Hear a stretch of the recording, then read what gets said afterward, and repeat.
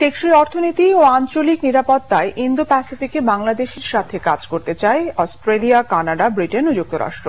রাজধানীতে এক সেমিনারে এই ইচ্ছার কথা জানান দেশগুলোর কূটনীতিকরা। এ সময় বাংলাদেশে সুষ্ঠু এবং অংশগ্রহণমূলক নির্বাচন হবে বলে আশা প্রকাশ করেন মার্কিন রাষ্ট্রদূত Peter Haas. Report Rishan Nasrullah. Indo Pacific অঞ্চলের বিভিন্ন স্বার্থ সংশ্লিষ্ট বিষয়ে সোমবার সেমিনার করে centre for governance studies CGS. আলোচনায় অংশ নেন যুক্তরাষ্ট্র, যুক্তরাজ্য, কানাডা ও অস্ট্রেলিয়ার কূটনীতিকরা। তাদের আলোচনায় গুরুত্ব পায় ইন্দো প্যাসিফিক অঞ্চলের মানবাধিকার, নিরাপত্তা, সামরিক সহযোগিতা ও জলবায়ু পরিবর্তনের মতো বিষয়গুলো। সেমিনারে কানাডার হাই কমিশনার লিলি নিকোলাস বলেন, ইন্দো প্যাসিফিক অঞ্চলে বাংলাদেশের ভূমিকা গুরুত্বপূর্ণ। জানান, রোহিঙ্গা সংকট মোকাবেলা সহ এই অঞ্চলের অর্থনৈতিক সমৃদ্ধিতে বাংলাদেশের সাথে কাজ করতে কানাডার আগ্রহের কথা। একই ইচ্ছা যুক্তরাজ্য ও অস্ট্রেলিয়ারও। রোহিঙ্গা এই অঞ্চলের জন্য একটি বড় সমস্যা।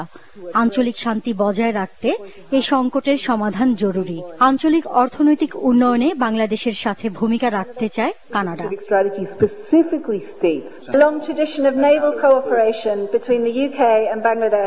বাংলাদেশ ও যুক্তরাজ্যের সঙ্গে বিভিন্ন ক্ষেত্রে সহযোগিতা বিদ্যমান। জলবায়ু পরিবর্তনজনিত সমস্যা ও আঞ্চলিক যে কোনো সংকটে যুক্তরাজ্য বাংলাদেশের সঙ্গে আগামীতেও কাজ করবে।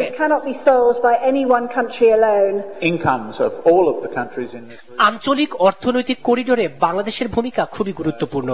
এই করিডোরে অর্থনৈতিক উন্নয়নে বাংলাদেশের সঙ্গে থাকবে অস্ট্রেলিয়া। সেমিনারে মানবাধিকার ও জননিরাপত্তার উপর গুরুত্ব আরোপ করেন মার্কিন রাষ্ট্রদূত পিটার হাস। আমরা একসাথে উন্নয়নের জন্য কাজ করব। একই সঙ্গে গণতন্ত্র, মানবাধিকার ও আলোচনার বিষয়গুলোতে গুরুত্ব দিতে হবে বাংলাদেশকে। প্রশ্ন উঠতে পারে এমন কোন পরিস্থিতি প্রত্যাশা করে না যুক্তরাষ্ট্র। পিটার হাসের মতে এই অঞ্চলে শান্তির প্রতিষ্ঠা ও অর্থনৈতিক সমৃদ্ধি অর্জনে বড় ভূমিকা রাখবে বাংলাদেশ। রিশান নাসরুল্লাহ, বাংলা ভিশন, ঢাকা।